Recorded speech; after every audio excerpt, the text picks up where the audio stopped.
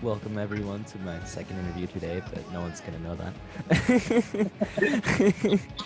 that. Today we have Dead Neighbors on the podcast slash, I don't even know. This is a YouTube Zoom called channel thing, whatever it's called. We got Dead Neighbors here. I think I said that already. We got Sebastian, Owen, and Hale. How's it going, all y'all? Oh, great. Hello. Guess I have a little bit of Southern in me, just from knowing some Southern folks, but whatever. Where are you from? I'm from the Midwest, standard emo kids or whatever. I don't know. Same stuff, different flavor. Yeah, it's just, everyone's got their own little niche. But thank you guys for coming on the thing. I literally never know what to call this, but it's all good. This abstract concept. Yeah, welcome to the abstract concept. We'll just call it that from now on. But yeah, just as some intro icebreaker type of things, I want all y'all to tell me a little bit about your beginnings with the band and also how you kind of each got into music. So whoever wants to start, you can dive away at it. Let's start through the order we joined the band, so probably start with Sebastian. Sure. Well, this is technically my second band, but it's sort of also my first band, just because of how it came to be. Basically, I was in a band where the singer quit via text message one summer vacation, and we were all still in college and just hanging out in our friend's basement. So we were just like, me and the rhythm section were just gonna keep playing music because we thought it was fun. And then that summer we wrote the first few songs and we played a shit ton of shows in Athens with Howard Stewart on the drums back then and Alex Addington on bass. So what was it? So fast forward a little bit, Super Reader Digest version. Alex quit one day before, like 3 days before a show for the college radio station, a Valentine's Day show. And then we had to have, it was just like this lineup appeared before. Spawned out of the ether. Yeah.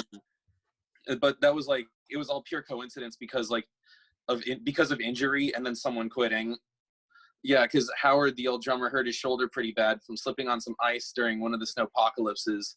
So I asked Hale to cover for us. And then Alex Addington quit the band right before Valentine's Day for reasons. And so I asked Owen if he could do it just because it was like a really big show. Yeah. Because we were a dorm band, but we were getting asked to play at the 40 watts. So it was like a big deal. A big deal, yeah. Yeah, that's where I entered the band, and that was in like 2016 in February. And at that point, Howard was still the drummer, and we hadn't recorded our second album. And in the course of like those next few months, we all like graduated college, and at that point, we decided we wanted to start like playing more shows out of town. And so we first did a little short run to like Augusta, Georgia, Greenville, South Carolina, and Atlanta. And then we did a little Florida thing after that. That was like 4 days. And then the following year, we did a tour out to South by Southwest where we had a bunch of our gear stolen.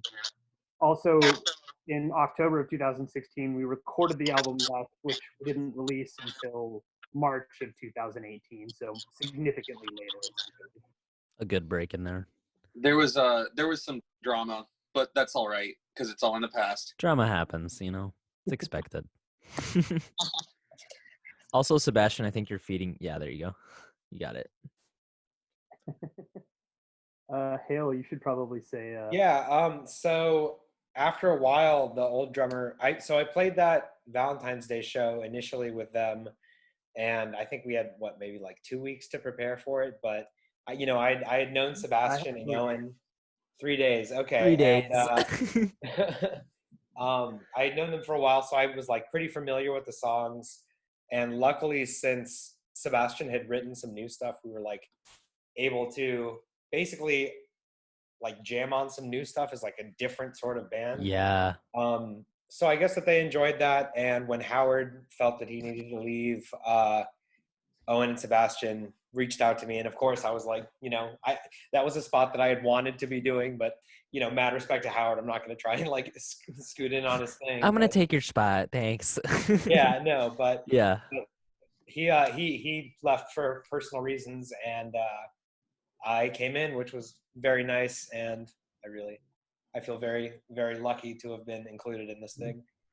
And the rest is history.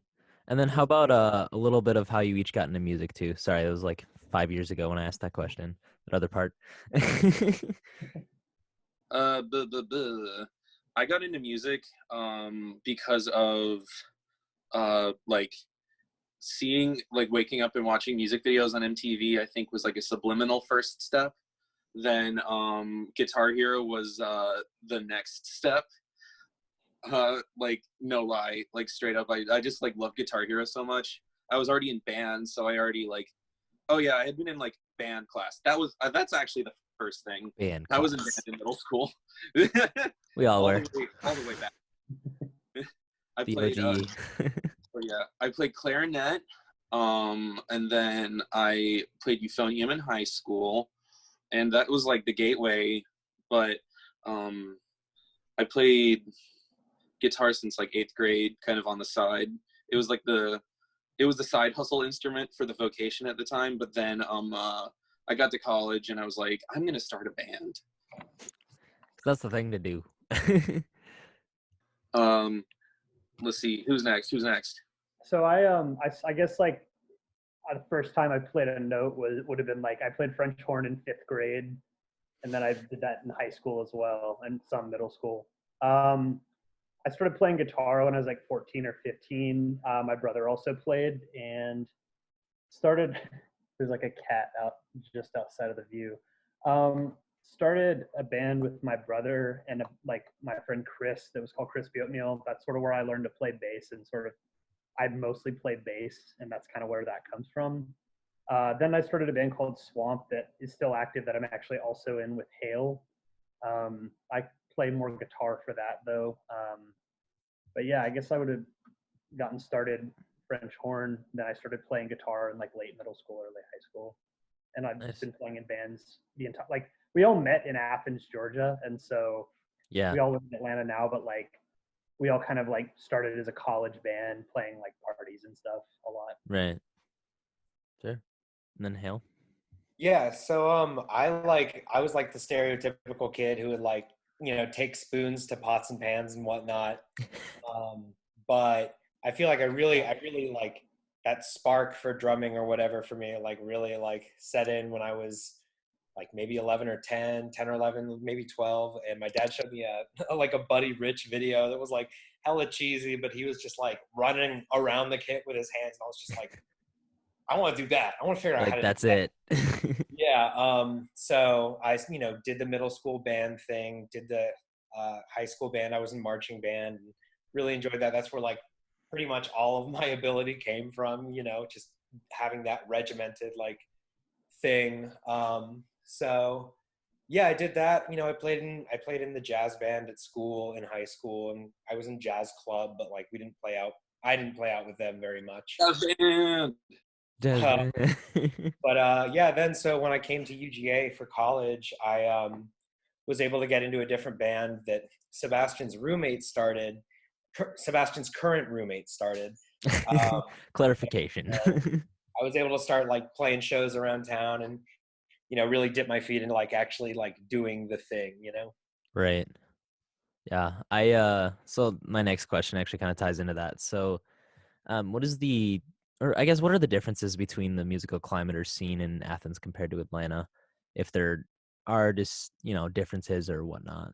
I don't know. I feel like it's really general, but There's kind of a thing with Athens where like I feel like since it's a smaller town, maybe people take it a little bit less seriously, and since there's less people there, there's just less bands in general. And also, I feel like there's like a narrower range of kind of like styles within that. Mhm. Like, there's a lot more like poppy indie kind of stuff in Athens, and in Atlanta, you kind of have pretty much everything.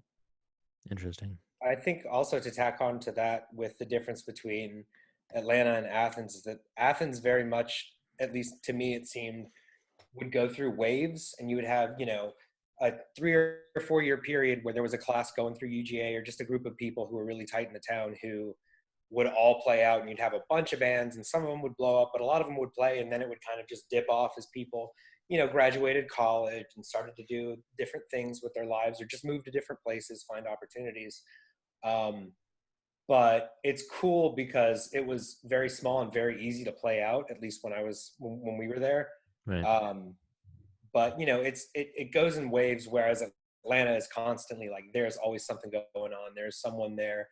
You're gonna find any sort of different type of music. It's not just gonna be like the strange indie pop, or like the fraternity jam bands that get paid hundreds of dollars, whatever. There are a lot of jam bands. Not to shit on those people, because like they're do that, and that's cool in its own right. But like, for us to be able to do the thing that we did, Athens worked well because there was enough weirdness in the town, and it was so concentrated because the downtown area is very small and has a lot of bars, has a lot of like clubs or whatever. Right.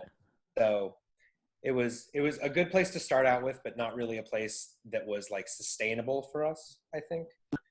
Yeah, I see it as sort of like a petri dish to just like bounce right off of that. Athens is where like you can sort of like grow a band from like just like the speck of a concept, especially because like you can still find cheapo rent there, and like I was saying, it's like there's a neat little like just electricity about everything. It's just like easy for baby bands to be able to just, you know, play 100 shows at Go Bar over a year or two, which is pretty much what we did. Dip right in there, you know. Yeah. But yeah, I love it for that though. No, that seems pretty similar to the climate in Kalamazoo, except we have like all the house shows you could, you know, imagine, literally in people's basements. And we had a lot of that in like between, I'd say, like 2012 to like 2014, and even a little bit of 2015. I felt like there was like a house show every week. Like it was just happening all the time, and then it just sort of like petered out right around that time. I don't really know like what happened, but there just aren't. Well, I mean, like if people move away too, that's the other thing too, and like the houses don't, you know, have owners who are like, hey, this is cool. The new cycle of like UGA students, like there's a lot of really interesting projects and stuff, but there's just been like a little bit less like house show stuff going on than what I feel like we were. Yeah, for sure. Yeah, that's awesome. It seems very, very different, but very similar to kind of around the rest of the country, just in terms of the general climate and whatnot. But yeah, so moving along a little bit, in your Bandcamp bio, it says Without is a coming to terms record. I'm interested in the story behind it, and kind of how did the initial terms change between its initial conception to the final end product, or like what were the points where you found yourself realizing you had to let the project go into the world? So when I wrote the bio for it, when I said like coming to terms record, it was actually about like literally coming to terms with like death. There was just like there's like a weird thing where it's like I had a cousin, my stepdad died right before I put out the second album while we were still writing some of the songs. And then while we were finishing up some song, we're still writing, but like had some songs finished, another cousin of mine died in like a freak accident while we were writing Without. And so it was more of just like a holy shit. Oh, sorry. Well, I feel like that one was sort of, you're good. You know, it had like the necessary weight behind it. But anyway, it was sort of this like, oh my God moment that I just had to sort of do like, whoa. And then making the record was like, yeah, it was like having a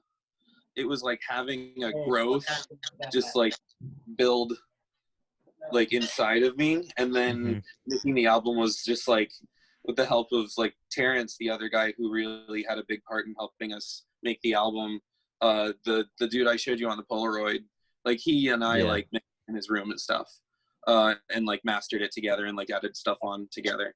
But anyway, it was like he was like cutting a tumor out of me, and then that giant lump is the album. Right. We also did it. So like second record we put out, Less, it like we shopped it around a lot to labels, and that didn't work out. But we recorded it in 2016, didn't put it out till 2018. But Without, we kind of didn't really want to do that. So what we ended up doing is we recorded the album in July, and we put it out in September. And basically, we had booked a 2-week tour where we went up to Montreal and then down through the Midwest into like Texas. And so the goal was, by the time we go on this tour, this record will be done and we can drop it either during or at the end of the tour. Mm-hmm. It's crazy, but like a really neat way to do it, I feel like. Just to, Yeah. and it also pushes you. Like, I mean, that's a 3-month timeline? Less than that, 2 months. The songs were like pretty much all the songs were written, except for like the very last one, before the sort of like recording time. Sure. But yeah, we definitely wanted to just get those songs like out as fast as possible. Yeah. Especially after you've been working on them for a bit. But yeah, Hale. My bad.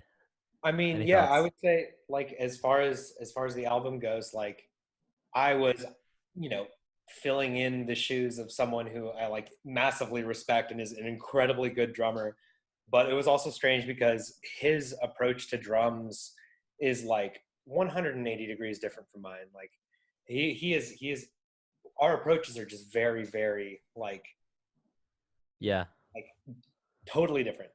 So I felt a lot like, oh crap, like I'm going into this band with like my friends, and I love their music. They make good music. I had already been jamming with Owen prior in Swamp. I had been in Swamp, so it was nice to have that like, point of ballast as far as being in the band. But also, it was great because I feel like with the change, we were able to collectively like turn into this new thing, which was like, a thing that had different members and, a different sound than prior works. So yeah. That's awesome. I feel like each iteration of a project, I mean, no matter who does it or how it's constructed, is going to be different every time, in some capacity. And I think that's what makes, some of the best records. But yeah.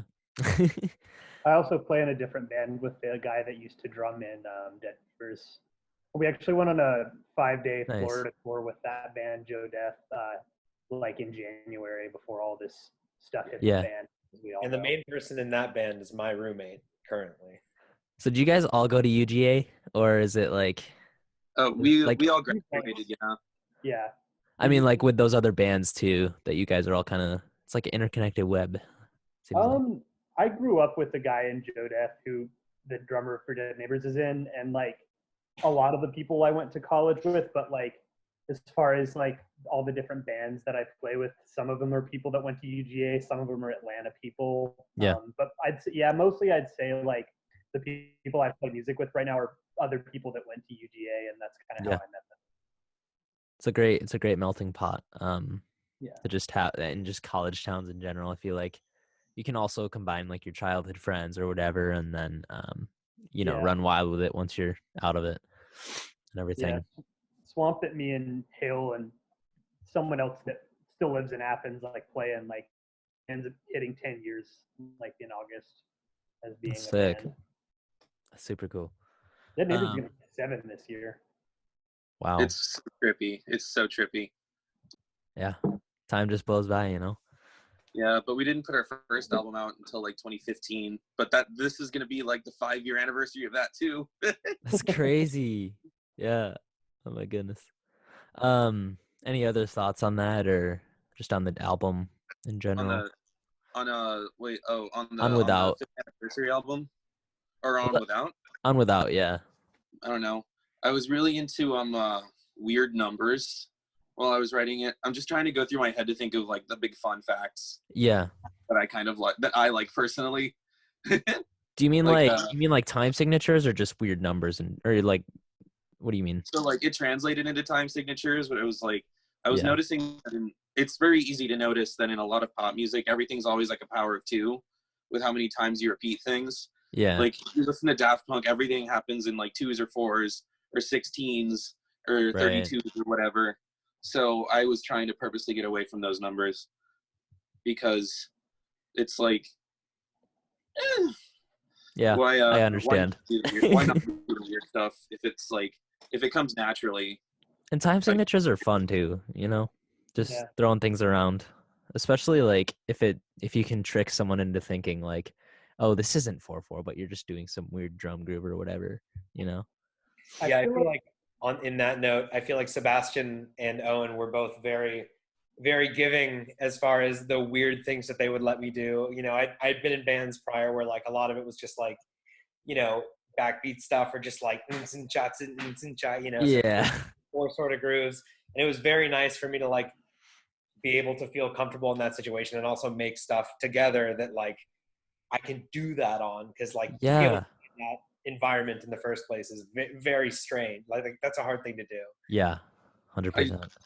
I feel like it would I be feel mean like to not let everybody write their own parts anyway. Say that one more time. Sorry. I feel like it would be mean not to let everybody write their own parts anyway. Yeah. Or just a little bit. I don't know. Just a With little this Yeah. bit. band especially, it's like everybody's writing their own stuff. Right. And I I feel think go ahead. oh sorry. I think without I think it was our most like I think it was our best record yet.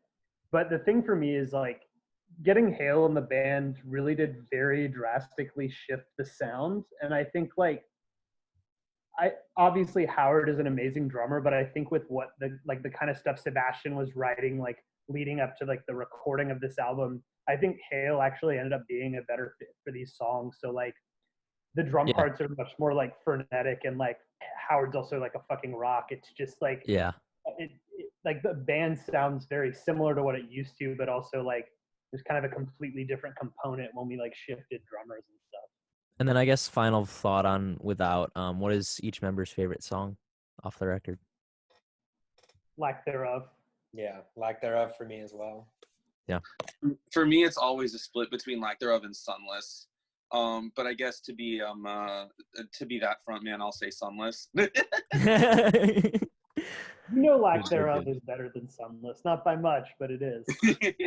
I guess I was trying to be the troll in the band for a little bit. I'm sorry, Owen. I'll never hurt you again. That's one song where like clearly they just like took the leash off. They're just like, okay, Hale, just do it, just do your Just thing. do it. Okay, yep, Yeah. here we go. By default, doesn't the frontman have to be kind of the goon? No, it's just because I'm dumb. It's okay. We all are. I'm just kidding. I mean, I don't No, want you're to good. be on record agreeing with that in front of Sebastian, but like, He kind of dumb. No, that's just like that's my Southern cosplay.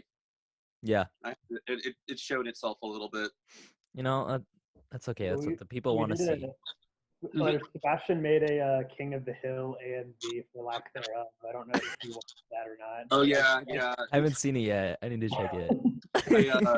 I downloaded some free software. It was called like DaVinci Resolve, Yeah. and I just went on YouTube and looked up a bunch of stuff, none of which were tutorials, and then decided to make an AMV out of King of the Hill clips when someone said that King of the Hill was their favorite anime.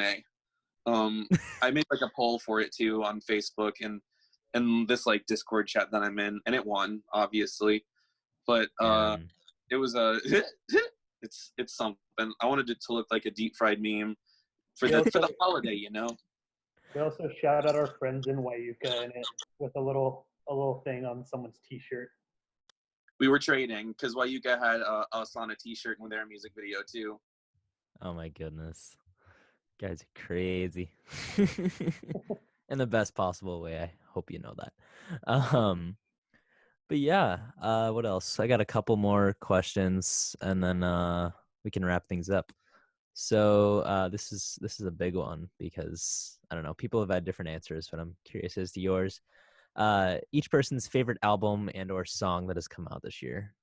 It hasn't come out yet, but the other person in Swamp, Tommy, is actually gonna, under their name, Tommy, is gonna drop an album later this year, and I haven't heard it yet, but I'm just gonna go ahead and say that that's my favorite album this year. Okay. Okay, so I don't know if this is like necessarily a fair answer, but the last band that I was able to play a show out with, they're called Big Pig, BBIGPIGG.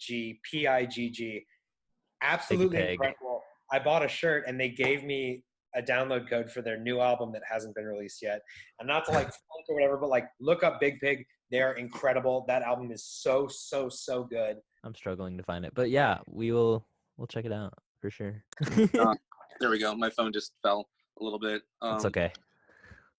Eve's Tumor, Heaven to a Tortured Mind. That's my big one right now.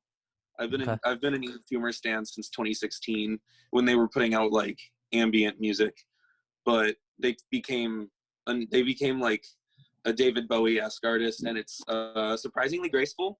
It was on Warp. It was on Warped? Good old Warp Records. Oh, jeez.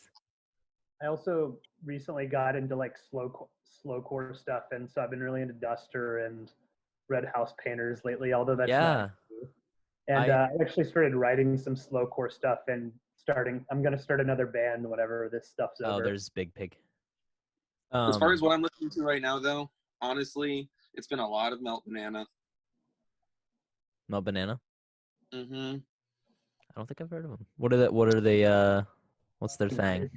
They're a Japanese hardcore band has a bigger following in the U.S. than in Japan, and their guitarist shreds so hard he has profuse nosebleeds, so he has to wear a mask. See. It's like hardcore in the way that Dillinger Escape Plan is hardcore, not like Black Flag. Yeah. I would even say it's like noise almost, like noise rock. Mm-hmm. Yeah. This dude has like 3 whammy pedals and like 2 loopers on his board. Oh man, that's awesome. So that answers that one. And then the final one I have for you guys today, any advice to younger musicians trying to start bands? Do it always. Just no matter what, no matter how hard it is, like find a way to practice, find a way to meet up, find a way to play out, even if it's someone's like mom's house, even if it's someone's like weird, like dingy basement that like only has 5 feet of clearance above you. Like do it. Like the best thing you can do at any point in time is just to do it always, do it consistently, and keep a mind to the reasons why you're doing it, as far as knowing that like success is not a thing. Like it doesn't really, if it happens, it happens. If it doesn't, it doesn't. That's not a controlled thing. But like if you stick to it and you want to do it, literally the only thing required is to do it. I would say don't do it. I'm just kidding. I'm just kidding. No, seriously, don't do it. I would say like it can be extremely rewarding, but the reality is like you can't go into it, like Hale said, you can't go into it expecting to like get super huge or anything, because like It won't happen. you're gonna get disappointed, and you're gonna play to like expect to play to empty rooms a lot. Like that's gonna happen to you. Like except with the exception of like 1% of people that don't ever have to deal with that. But like Yeah. you have to be able to like love making music and like have that be your raison d'etre. You can't expect fame and fortune. Yeah, it's a good mentality for sure. Sebastian? You know, Helen already did a lot of coverage about it, but yeah, you kind of just have to do. Well, my thing was like doing it anyway. It's like, yeah, it's like the addition of do it anyway. Like if someone says you just can't do it, or like it wouldn't be becoming or whatever. Like just whatever, do it anyway. That's the most punk thing you can do, is to, in the face of adversity, just find ways to keep doing it. Yeah, totally agree with all of that. It's like, if you want to have the house shows, well, you just gotta. If you really want house shows, you just gotta make them happen yourself. And then it's just like a whole. It's just like a whole deal. If you put in the work, you'll see results, and you just have to, come at it with a level head always. And it's easy to like forget to have a level head and it's like chill if you don't for a second. But you know, you got to be able to snap back into focus. Right. You know, you gotta remember you gotta remember that you're always gonna be Jenny from the block deep down inside. You're just that kid down the street that, you know, wants to make it big like every other kid down the street. I have a question for you, Kyle. Yeah. When are we playing in Kalamazoo? Obviously, it's not possible right now, but I mean, it would be awesome. Ooh, what if we did it like on the anniversary of without the 1 year anniversary? You guys come down if somehow it's possible.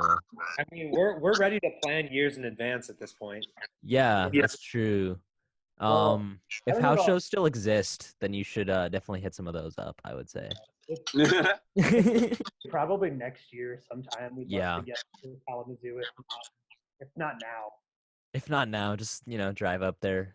The crazy thing is, like, there were some people self-quarantining together, a math rock group that they recorded. I'm pretty sure they recorded a full album like on the lawn, like they were socially distancing and like they were on the lawn, and I think that comes out this week at some point. But that's awesome. I mean, Well- maybe we'll assess the feasibility of having practice soon, but it's just like I haven't Yeah, played with anybody, and and you guys are also what, like 5 miles apart from each other? That's what Owen was telling me earlier. I mean, Yeah, we all live really close to each other now. Me and Hale live ridiculously close together. Though. Like, we live in the same neighborhood, pretty much. You guys should just like go out in the street and just start making noise. You know, why not? Well, Hale lives across from a church, and there's like a really nice space to practice there that we were gonna start using, but right as Hale moved in was when quarantine happened. So Mm, that's probably where we'll end up practicing whenever that's feasible. yeah, whenever you're, you know, sometimes you might just say one day, all right, I'm going over, and you know, that's the end of that. Well, that's just something we have to like talk about and Yeah. and figure out if we feel safe doing it. And like, Right. there's roommates that like. That's to true. make I didn't even that. think about that. But also, I've heard that like, if it's less than 9 people, you have a pretty like, it's pretty low chance that you're gonna Yeah. like run up. But the problem is like, even on that low chance, if one of you has it, like Yeah. that's the problem. I'm just standing here waiting for the vaccine, hoping the vaccine comes as soon as possible. Stay inside. Yeah, vaccine is about? my indication now. I mean, Yeah. I feel like we can figure something out as small groups of people doing it to have band practices. It's just, Yeah, it's we like can't- feasible. we I can actually never- know that there's like one band that has like their quarantine bubble right now. Mhm. Then they like go to their practice space. Oh yeah, it's the head. I work with one of them at the coffee shop because I'm an essential worker. Yay. I'm an essential worker, but I get to work from home, which is fucking lucky as shit. Shut up, Owen. Yeah. Jeez. What did you say? I'm just giving you shit. Oh, we already know.